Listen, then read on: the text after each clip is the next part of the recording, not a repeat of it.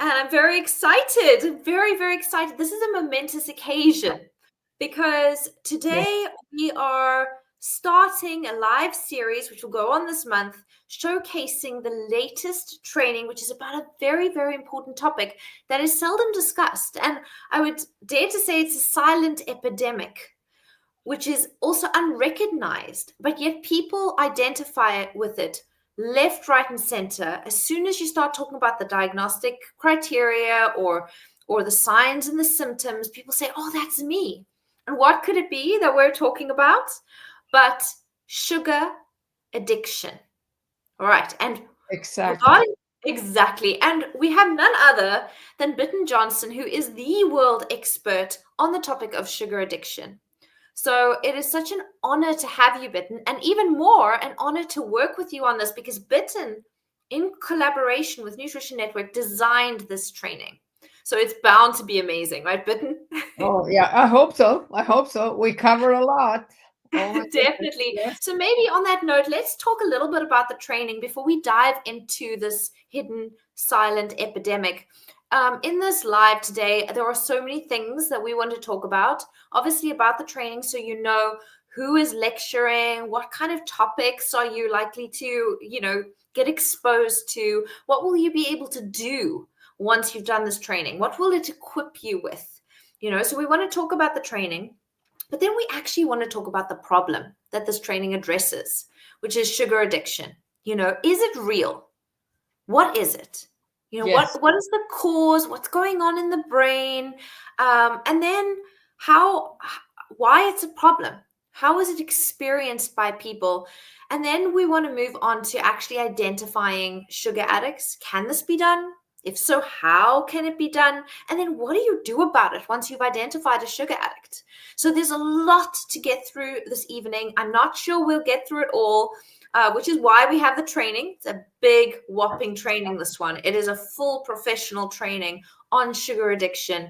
So I think let's dive in without further ado, otherwise we won't get to everything. And we'll start with the training, Bitten. So you were the primary lead in designing the curriculum for this training. Can you tell us a little bit about what your thoughts were behind designing the training, why you chose the lectures you did, and what sort of topics are people likely to encounter if they take this training? Absolutely. The reason, I choose to work with this many years ago is because of all the people that came to me and cried and were devastated because they felt so let down and so ridiculed in the healthcare field. And being a nurse, I mean, there are so many other people that work with this in all kinds of therapy and nutritionists and da da da. But my pack is doctors and nurses, and they are the first line that meet these people.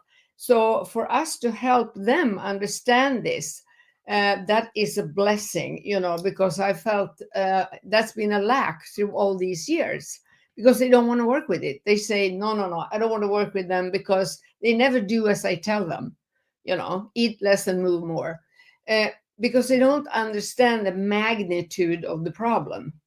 They don't know what addiction is really. So they don't understand the client's struggle with loss of control and, trying new methods, new diets, pills, powders, surgery, you name it. They want to try everything. They are very resilient, dedicated people, my clients. I tell you, there are no lazy, dumb people that don't understand what to do. They have the wrong toolbox. So the training, when you guys asked me to collaborate on this, I thought, I must be, my prayers are heard. For years, I prayed for this for years. And finally, we get to meet people. And I have been doing training with you before. And I don't know if you saw some of the examples I sent to you what the students answer when I asked them, has your attitude about addiction changed? And they say, you bet. One guy even said, it was like entering Matrix. And I love that saying. He was really floored. I could never in my imagination think that it was this huge, complex, confusing brain illness and that the client's brain is hijacked and they struggle to understand themselves and do the best they can with the wrong tools. And the doctor doesn't understand, think, why are you doing this to yourself? Come on. Oh, wow. So that was, sort of the background to all this. So then when we started to put the training together, I mean, we could have, done it 5 times bigger because there's so many things. And I also noticed that uh, since it's very huge, multidisciplinary, multifocal illness, it's many aspects of this illness. It's not like one germ causing it. We know that. That would be simple, right? So then we had to put together everything from neurobiology to physiopathology to the signs and symptoms of this illness, and things like, is there a diagnostic tool and how does it work? And what is criteria in ICD-10, 11, and DSM-5? Where do they come from? We're going to go into that because some people said, well, it's not counted as an illness yet, and we can't diagnose this. But yes, we can. If you are skilled at addiction medicine, you can do that in 10 minutes. So but you have to have the right tools and knowledge. So we put that together. And then, of course, many aspects of this problem, since, as you know, it has many names out there. It's eating disorder, anorexia, restriction, starving, binging, purging, overeating, volume eating, and I could go on and on. And those labels or diagnoses might be right, but many of those people do have an addiction at the core as a core issue. And if we miss that, we're not going to help them. They're going to keep running around and getting their consequences treated, like diabetes, obesity, inflammation, depression. We could go on and on. So I think that one big purpose we have with this is to go beyond consequences and look at what is causing all these consequences. Because if we look at the definition of addiction, the concept, the disease concept, it says that it is a brain illness. It's a problem in the brain meeting a psychoactive substance. That definition we have had for years and years, okay? So then we need to, what is a psychoactive substance? Is it meat? Is it salt? Is it fat? No, we know it's not. It is sugar and carbs that causes this havoc in the reward system, in the reptilian brain, which becomes severely overactivated because that is the survival, core of survival, and the hormone system with the pancreas and all that. So it's a very complex, vicious circle that the client is caught in the force of this. So then we we explain this from many aspects, anything from the symptoms to how do you diagnose it, what's going on in the brain, what is happening in the metabolic chain in the body, the hormones. And you are there with your enormous expertise in food. What should these people eat? I mean, if you're a food addict, can you eat food? Yeah, you can eat food. Once we understand what a psychoactive substance is and we can, pinpoint that, if we take away this, people can eat real food and heal and feel better. Then we also know that this is a very relapse prone illness. I mean, think about it. Alcoholics start drinking 11, 12, 13, 14. So it's a later exposure. When is the exposure for sugar and flour? As a baby, in the womb, maybe, as a toddler. So you can imagine how their brain are hardwired into addiction if you are having a predisposition for addiction. Not everybody has that. People can eat sugar without being addicted. Let's never forget that. But we're not talking about them. So then So I just think that sounds like it's the same way as alcohol, right? People can drink alcohol without being absolutely, addicted. It doesn't make absolutely, alcohol not a no, psychoactive no, no, no. substance. People can Yeah. take painkillers with morphine and not be addicted. Some people start on them and become addicted. So, there are several factors that is involved in this, and we have to understand that. And also, we have to help the clients to prevent relapse because not only the early exposure, think about it, you have a constant exposure. And if you understand and know all the details of the brain, the reptilian brain, and the hormone system, you understand why we have something called cue induced craving. Why is the sight of the drug triggering me? The smell, the sound, I am bombarded with all those cues all the time. So, talk about having to build resilience. If I don't understand that I have this addiction, I'm not willing to go to any length to get the tools needed to stick to my recovery. And remember, relapse is never a failure, it's a lecture.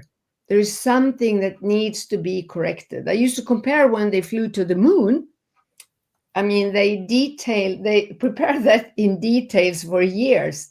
Still, they did thousands and thousands of corrections along the way during the journey. So that's what we need to do. And so, we're teaching doctors and nurses and dietitians and anyone that wants the whole package of this so that they can start meeting these people that suffer, that are filled with, and I'm also going to talk about shame, stigma, denial, so that they can meet these clients with empathy and compassion and looking at them like, I know it's not your fault. Let me help you. Instead of, why don't you do what I tell you? Are you dumb? Or which Yeah. might be the case if you don't understand this, a silent killer that's at the bottom of all the behaviors these people have. So it's a Wow. very comprehensive training. I mean, it really is, Bitten. I am so, so excited as the lectures are starting to pour in. I luckily am one of the first, amongst the first viewers, because I'm involved in the development of the training. So I get these like amazing first seats to these lecturers, and the quality is exceptional. The professionalism and the expertise Mhm. given by each and every one of these lecturers.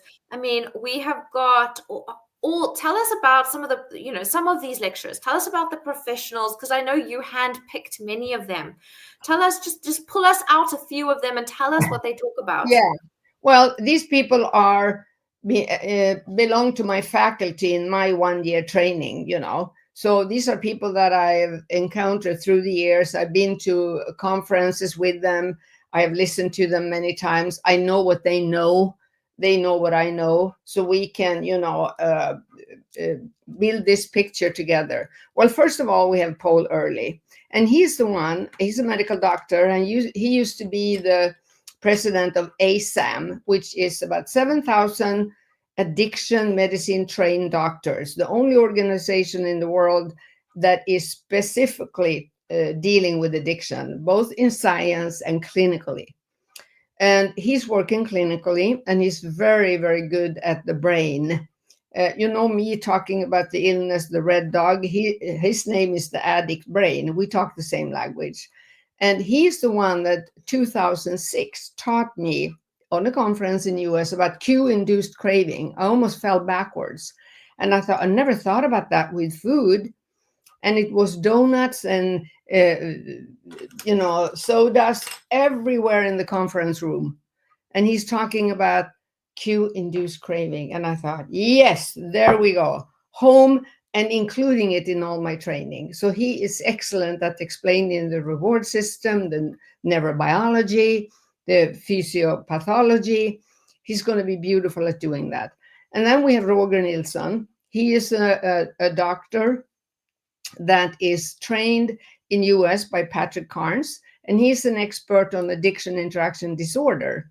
Many talk about cross addiction, but today we know, and through all the work I've done with clients through the years, I know that the first drug is sugar, and sugar builds or faulty wires the reward system. So you go into drug seeking behavior, and then you start alcohol, and boom, there you are, addicted to alcohol, to pills, to screens, to gambling, because we do have process addictions, as you know. So Roger is very skilled in explaining how we start with one psychoactive substance, and that leads to the next psychoactive substance. And I worked with him for many years. So he's very skilled in that area. And we have my colleague Annika. She's been working with families and children. Can we prevent this from happening in the family? What do we do? How do we help the whole family? Because if somebody in the family is afflicted with this, everybody's affected. So we have to work with the whole family. How do we do that?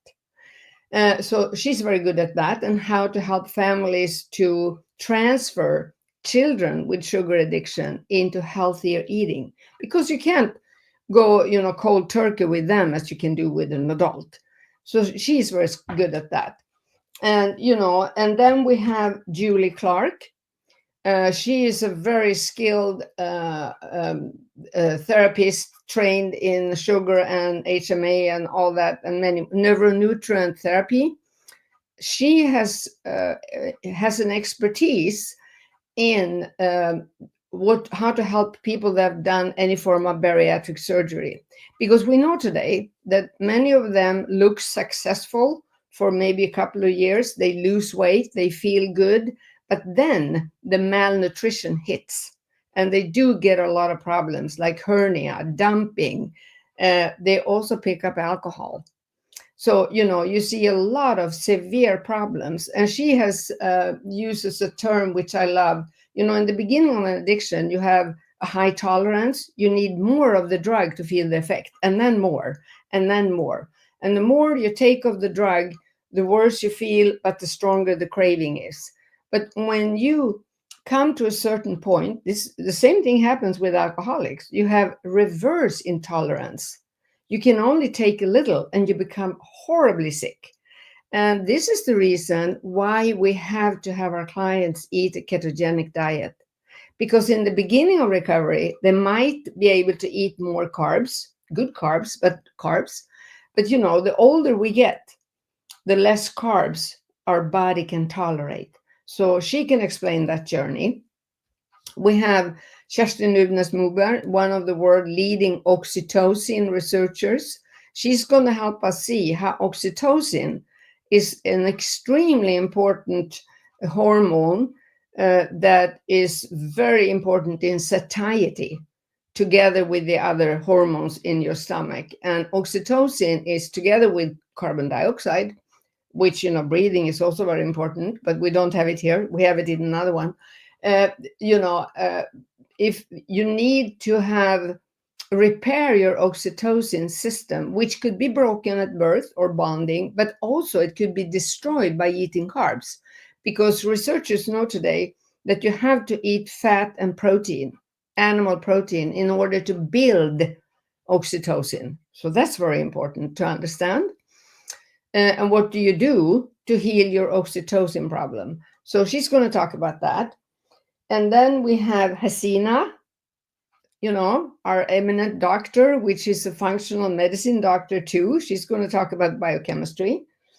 We have Carlos Sumagara, who is a student in my training too, but he has worked, by working with these clients in his clinic, in his keto clinic, and how he do sugar on them and how he get them started and how he keeps them on track.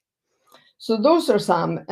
We have Tia Ride, who is absolutely adorable, that was incredibly sick on 20 medications and almost dying and very overweight. And she's on no medication today. She's extremely healthy, and she Wow. has taken this journey. And We have she's going to join us. She's going to join us for a live later in the month. So She's everyone going to must be watch on the out live. for Tina. Yeah. I'm She's not. hoping to have Julie on the live too, and Yes, one that would more. be wonderful. Yeah. Yeah, absolutely. So you guys must stay posted for that. Yes. Yes. And then we have, I'm looking at my little cheat list. We have Börje, my colleague, who is an expert at diagnostic tools, period. Everything diagnostic tools. He's going to explain the science behind that. And then we have Dr. Vera Tarman, who is an MD in Toronto. And she is very skilled at long-term recovery. She's going to explain everything about long-term recovery for us. And then I do, other things in between that. Yeah. Yeah. Wow. I mean, I what think a that was lineup. most of it anyway. Yeah. So, Bitten, what can candidates who sign up for this expect to be able to do when they leave this training? Can they diagnose and No, treat? they can screen. They can Mm, do screen and in-depth assessments. mm, So they can do a short screening, the UNCOPE, and then they, from the knowledge, they can ask further questions to see, is it really a problem here? And then if they see that, they need to go and do a sugar so that you get the sugar curve and really see your whole life story folding out, the horrible life story when you had the wrong toolbox. But that mm. is an incredible, powerful tool that will help the client to accept, I do have this illness. Yeah. Okay. And So, then you will, sorry, and also, so they're going to be able to screen, but not yet diagnose. yeah, They that's are, and they're also therefore not going to be able to treat sugar addiction yet, but they should be able to support the sugar well, addict. I tell you what, there is something that we call, and I'm going to talk about that when I talk about, the diagnostic and also the relapse. Mm, What we need to do is to motivate. We need to do motivation therapy. That's very important because, mm, even society is terrified of addiction. The client feels shame and is terrified. So we have to release that for them to be motivated to mm, get on the wagon and do the journey we're asking them to do, because it's mm, not an easy journey. I'm telling you. It's like, we say, it's really easy because you have to change mm, everything in your life. Ha ha. mm. I mean, it's a tough journey. And Yeah. then, so they can do that, they can motivate. And that's extremely Mm, important. They can help with compliance. They can be understanding. They can be mm, compassionate. They will have all the knowledge. They can answer all the questions, even mm. though they might not start treatment groups. But Yeah. from this training, it's a very short step to take maybe some further training and start your own support groups, recovery groups, and so on. So you So really put the foundation in here. exactly. So I want to actually just let our audience in on a little secret, which is that, yes, this is the foundation that you absolutely have to have if you want to understand sugar addiction. And you will need it in order to screen, assess, and support and motivate a sugar addict on their journey to recovery.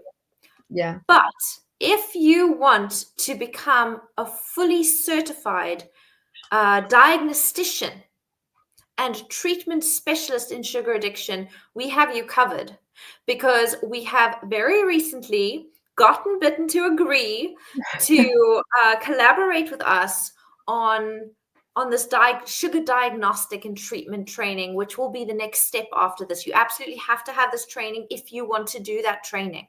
So this is a stepping stone, and if you want to find out more about the package of both of them, you can please get in touch with the Nutrition Network, and we will fill you in on the package deal for both of these trainings together. Otherwise, start out by this training, and then you're also able to still purchase the diagnostic and treatment training, which will follow at a later stage. So both options are absolutely viable. We have not actually officially announced the diagnostic and treatment training, which is why I'm saying, I'm letting you in on a little secret, just so you know that this is an absolutely essential foundational step in you becoming an expert in diagnostic and the diagnosis and treatment of sugar addiction under the amazing tutelage of Bitten Jonsson and the other lecturers within the faculty, as well as your trusty nutrition trainer, the Nutrition Network. So Well, just to let you know about that, right? Bitten is very exciting, hey? yeah, it's more than exciting. I'm telling you, I'm walking on little clouds thinking that we finally, you want to, and your motto is changing a medical practitioner one at a time type thing. And you really do, because that is the pack, the tribe. They are the one that need this most of everybody, because they meet all the consequences and they feel frustrated working Mm. with these people when they don't understand, why do you do what you do? How Why come why you are you work? not listening? Yeah, right. But why do you become better and then you go back? Why do you Yeah. do that all the time? And you Mhm. know, it's not the client's fault. If they Mm-mm. don't have the right toolbox, that's what's going to happen. So, Yeah. you know, we want to help the client, we want to help the medical professionals Mm. to understand this problem and not be afraid of it.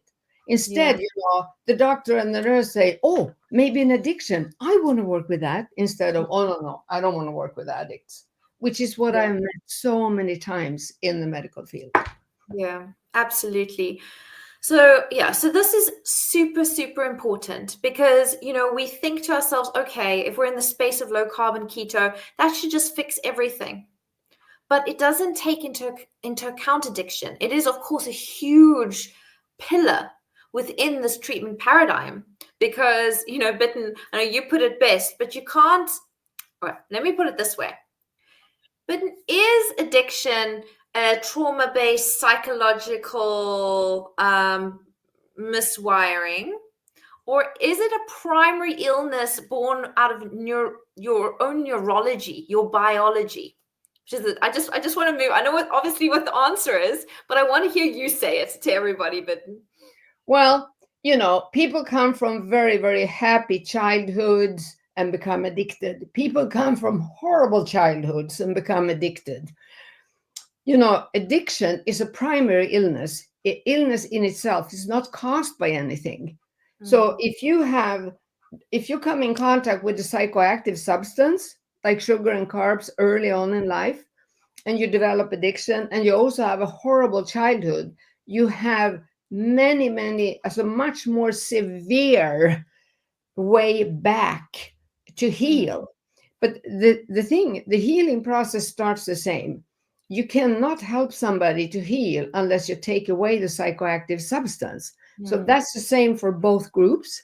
And you have to heal the brain and the body with the biochemical repair so that you gain energy. Because you know, a doctor in US said you can't do therapy on people that doesn't have mental horsepower, and I can't agree more, because we talk feelings and trauma and people are totally depleted on energy because nobody teach them how to eat. mm, And if there's anything you know, Tamzyn, is how they should eat to restore energy and mitochondria so that you're up to start dealing with that. You know, absolutely. dealing with trauma or things that happen. Everybody has things that happen, some more, Mm, some less. So we have to deal with it. But you mm, don't do that, you know, when you are totally broken. So you have to absolutely. and that is, I think, the big difference in how many view this. They start Mm, working with trauma and therapy. They don't look at the energy they put in their body and in their brain. And that exactly. can cause something. I had a little lecture for a colleague this morning. If we do that, if you start dealing with feelings and feelings and feelings, and you have a Mm, very broken, hampered, connected brain, you can do entrenchment of feelings. You become your feelings, you become your trauma, mm, and you have a hard time getting out of it. So mm, it's just, you know, a matter of timing. What do you start with first? Well, mm. you have to take away the psychoactive substance, period. It's like expecting someone to go hunting, but you don't give them a spear or you don't give them a gun. Just like, okay, off you go. You know, this is how you kill a buck. Run and Go run. feed yourself, but you're Mm, not giving them the tools. You're not teaching them yeah, how. And yeah, the thing is, you've got to the tool. They've got no ability to succeed. And I feel like this is the same. You yeah, can't give someone all these psychological lessons when the brain isn't ready to receive them. And so you have to, if addiction is a biological, not a psychological, not a theoretical trauma induced condition, it is a biological neurological condition. You've got to get the brain, the biochemistry, the physiology of the brain into a state where it is receptive to the psychological yeah. work. But if you look at the brains, if you study the triune brain, the prefrontal cortex, neocortex, limbic system, reptilian brain, you know, if you look at how they are interconnected and how they you know, work with each other, how Mm, they supposed to work with each other in our daily life as human beings, and the development of that all the time, getting new neurons, getting going, learning, growing, maturing, and so forth. And if you throw a psychoactive substance in there, they get hampered. It's like, you would have a chandelier in the hallway in your beautiful castle, and there is no electricity going out to the other room. So it's very dark, and you flipping around with a little flashlight up there Yeah. in neocortex, trying to, think about things, and you're confused. You have what we call foggy brain, and you feel like you are a bad person. You're not. It's not connected. So we need to help them. We need to be a good electrician, I say, and connect all the parts in the brain. I Because love when the reptilian brain, fight, flight, freeze, sex, food, right? Survival. And that one is, connected. It's when we are born, it's ready to go to protect us for survival. If Mm. you start activating that, so it becomes overactivated. I used to joke and say to my clients, you can't make a crocodile walk heel. You can take a dog, but not a crocodile. And it's like doing that when you don't have the power, the energy, the knowledge how to do it. You're lost. Absolutely, absolutely. And so this training will teach clinicians, or anybody really, how to do that, and where to go, how to screen, how to, approach addiction appropriately and effectively. But there's two more things I want to cover tonight, which is one thing which was really an aha moment for me, which is where you compared um, the word. I mean, you've got a problem with the word food addiction. Um, and I remember you compared it to saying that alcohol addiction is liquid addiction. Can you just elaborate on that comparison? Because I love it so much. Well, I see people talk about and do science about it's food, food, food. And for me, food is something, it's a blessing, it's medicine, it's energy for me on a daily basis because I know what to eat. I know how my body and brain is healing and my energy level. So I didn't want to call, the junk, the garbage, food. What is food? And then it dawned on me that, we never talk about the psychoactive substance when it comes to food. So that's why I was joking a little bit when I said liquid addiction. And I'm a recovering alcoholic for 40 years. So, what if somebody said that to me? I haven't gotten a clue. What do you mean liquid addiction? I drink water. So I thought, but it's the same thing. So we have to be specific. What is causing the addiction? And then people say to me, yeah, but I can overeat meat. I can overeat butter. I can overeat everything. Yeah, of course you do, because it started with the sugar and carb addiction, screwed up the whole connection, the whole, neuron synapses, nutrition, everything in your The, brain. the So, homeostat yeah, controlling your yeah. intake in your brain. So the reptilian part, instinct to eat, sits and screams, terrified to die. Eat or you die, eat or you die. And then you eat everything. And Yeah. you try to starve, and some starve themselves to death, and you binge and you purge, and you try every diet there is on earth. And I mean, how destroyed the metabolic chain becomes when you diet, and you diet every week and fail and overeat, and diet and starve and overeat. So, Absolutely. we have to keep the word food for the nutrition, for the healing, the energy, what's true. So that's why it was a little bit of a joke first, but people took on to it. So, they said, yeah, but you're right. I never thought of that, but that makes sense. That Absolutely. makes sense. So, It so makes that's sense. why, I yeah. mean, really, so what you're saying is that food is to sugar addiction as liquid is to alcohol addiction. So you can't say that alcohol addiction is a liquid addiction. And No. similarly, you can't say that sugar addiction is a food addiction, you know? That's true. No, I'm not addicted to food. And when people said to me, you might have a food problem many, many years ago, when I met the first people telling me about this, and they talked food addiction, and I immediately said, I don't have any problem with food. And, Mm, but, I have a problem with sugar and mm, candy and cookies and ice cream and, chocolate, mm, chocolate. I mean, what a drug. That is my problem, but not food.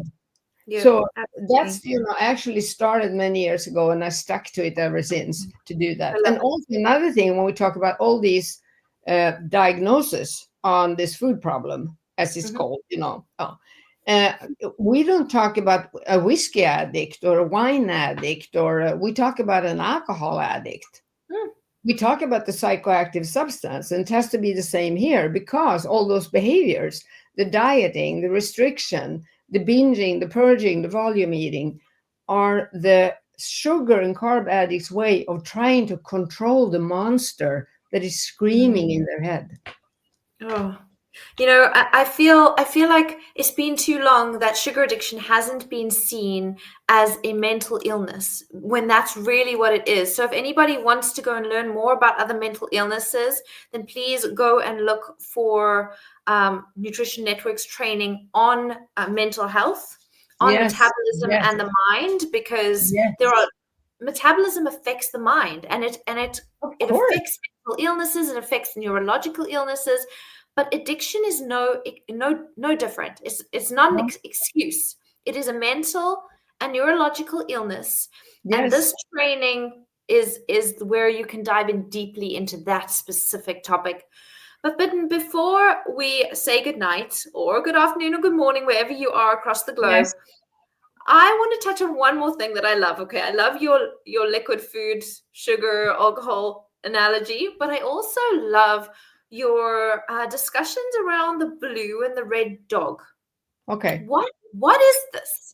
Well, Tell us. it's an old Indian story where the dad is saying to his son, "Why do you do crazy or destructive or negative things now and then?" And the son is saying, "Well, Dad, there's two dogs fighting in my head.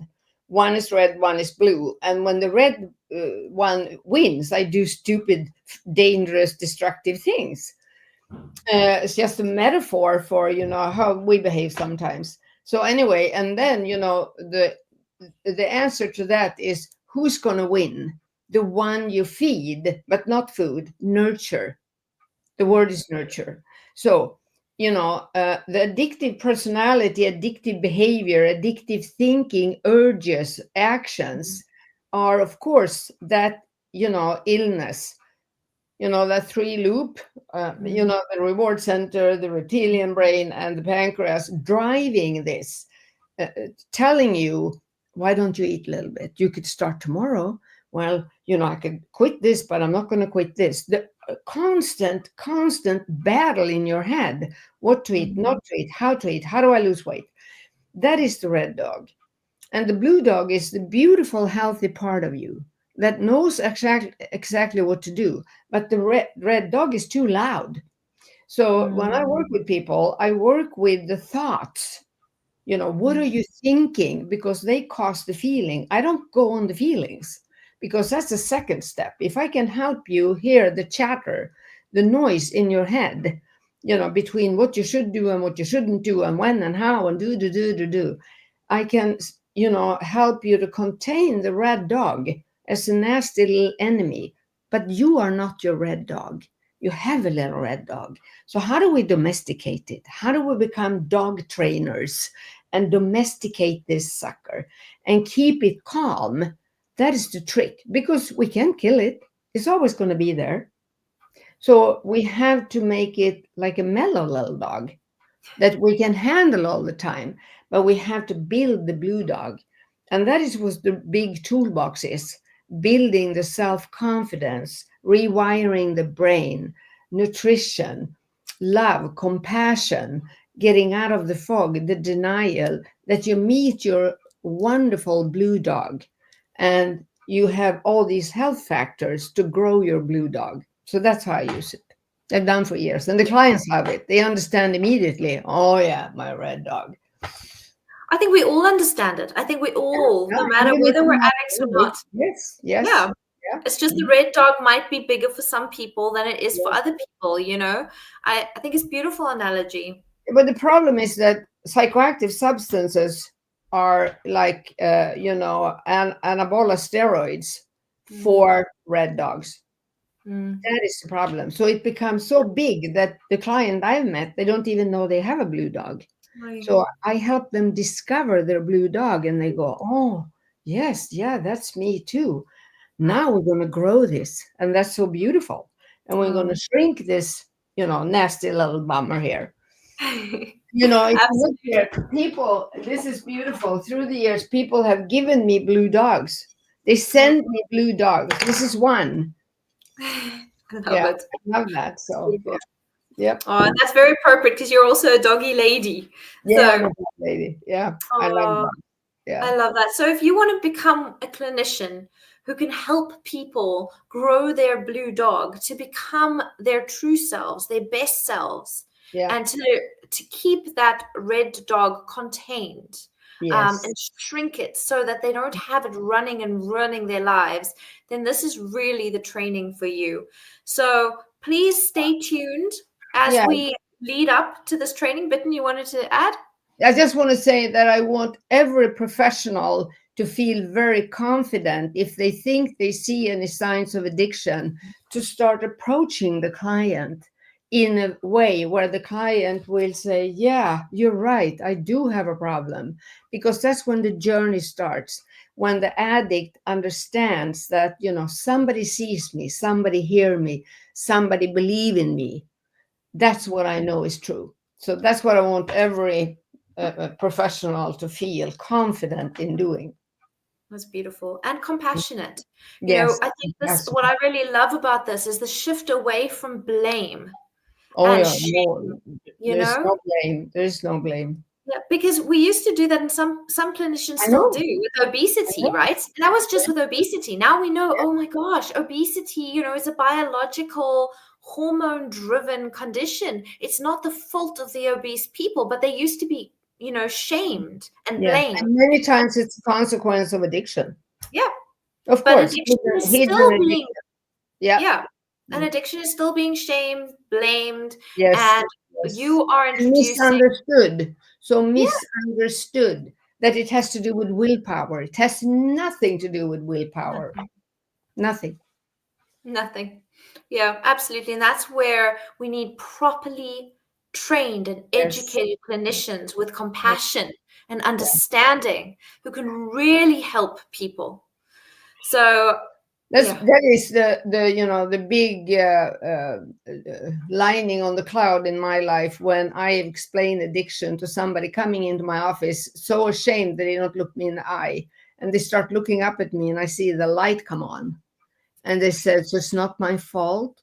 No, but I've thought all my life that I was an addict, but if I try to tell somebody, they look at me with disgust and they say, "There is no such thing as addiction. Sharp up, eat less." Mhm. And of course, you can imagine how devastating that is. Then you go more Absolutely. into hiding, of course. But And the then lack they, of recognition, Bitten, leads to, as you say, addiction interaction disorder will lead yes, them down into yes, further addiction. And then suddenly, the family and the friends will sit up and say, well, why are you an alcoholic?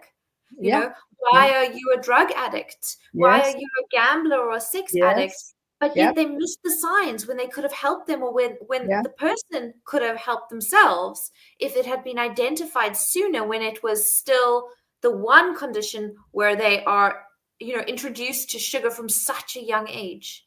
Yeah, when I do the diagnostic and the assessment, it is so obvious, Tamsin, that sugar comes first. It's always the gateway drug. It comes very early in a client's life, and then the others starts popping up.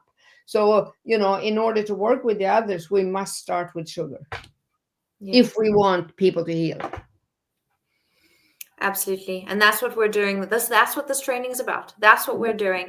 That's what we So do. please, if you haven't already, sign up for this training, Yeah. and please watch this space. Every week we're going to be having a live. We're going to be speaking to another person, another lecturer, another sugar addict about this topic and about what is going to be covered in that course. And next week we have none other than Professor Timothy Noakes, who is just the greatest proponent for sugar addiction. I mean, when I first met him, I think it was back in 2012, perhaps, he was already opening co-opening one of the first inpatient sugar addiction clinics, or the first inpatient sugar addiction clinics within South Africa, and amongst the first within the world.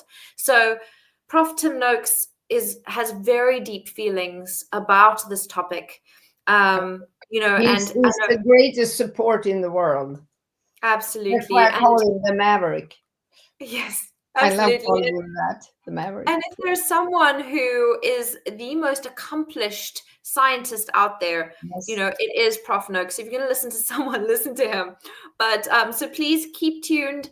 Next week, Wednesday, if I remember correctly, he will come on, and then every Wednesday following that, we will be following up with more discussion around this really, really important topic. And please sign up now so that you don't miss this amazing, amazing training. Thank you so much. I think it is one more thing, Tamzyn. I think it is fun. People said to me through the years, there is no science. There is no science. And I go, oh, I mean, there is tons of science. And now when I put together the reference list for my coming book, it is 35 pages crammed with science articles. And that's not all. That's not all. I can't get all in there. The whole book going to be about, reference to science. But there is no science saying this. No.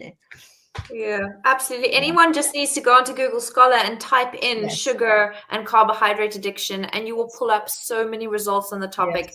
Yes. It is it's just snowballing the science and evidence in this space.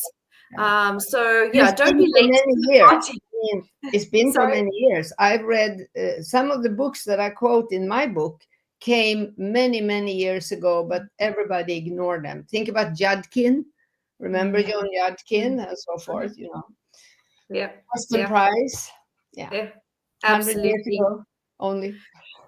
Yeah. So we obviously completely promote evidence-based, science-based medicine at Nutrition Network, as does Bitten. And so that's exactly what you will be getting in this training. But I think it's time to say goodnight, Bitten. Yes. I can talk to you forever and ever and ever. But everyone will see you on the training. And and everyone go ahead, sign up, and keep your eyes and ears open. And tell your doctor and diabetes nurse to join. Yes, absolutely. Great. Thank you so much, Bitten, and good night. Good night, everybody. Good night. Bye-bye.